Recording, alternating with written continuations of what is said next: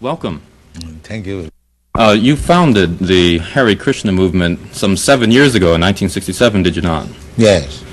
In a capsule, what is the movement? The movement is to awaken God consciousness of the human being. The human being is distinguished from the animals, that the animals cannot understand what is God. Mm-hmm. And if the human being also does not understand what is God, then he is enemy. I see. And so your movement is to bring about an understanding of God among human beings. Yes. And Hare Krishna means what? Hare Krishna means addressing the energy of God. Hare means the energy of God, and Krishna means God. Mm-hmm. Okay, you were here yesterday and to attend your annual festival that was held here in Golden Gate Park, and we were there too. And in fact, here it is.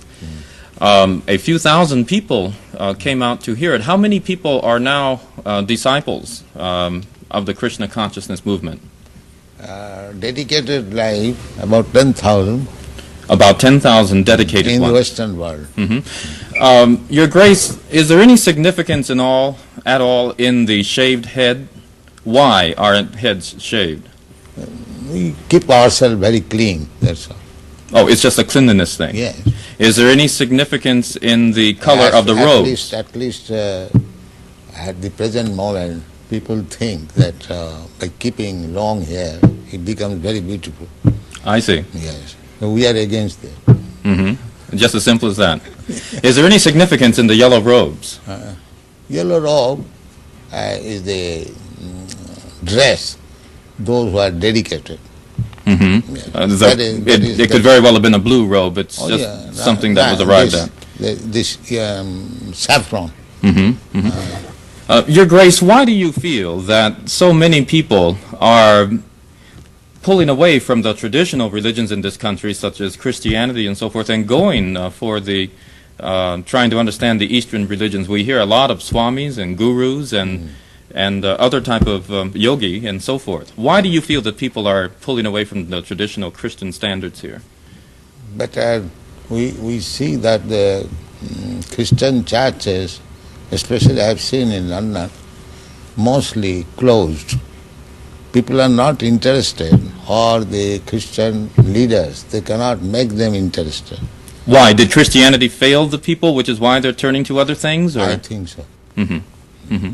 You say that Hare Krishna consciousness pretty much takes the absolute truths from the Bible, the Quran, the Torah, and the Vedic. Yeah, everywhere. Everywhere. Religion means to understand God. I understand, but do you feel that in getting truths from various places like the Bible and the Quran and so forth, don't you run into conflicts at all or contradictions in those particular philosophies? No, I don't find any conflict, because the ultimate goal is God. So you have to understand God and try to love Him.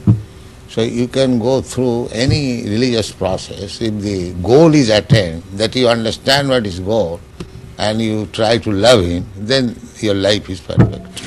Why do we see so many of your followers chanting almost all the time? Chanting means to keep association with God always.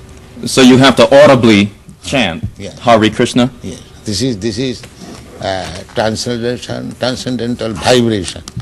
Just like a radio message, if you keep contact with the radio message, then you know everything what is going on outside.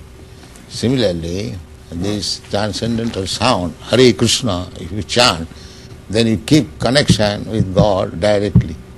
Thank you very much, Your Divine Grace. It's been our privilege to talk with you and to meet you. Thank you. And hope that we can see you again when you return. Hare Krishna.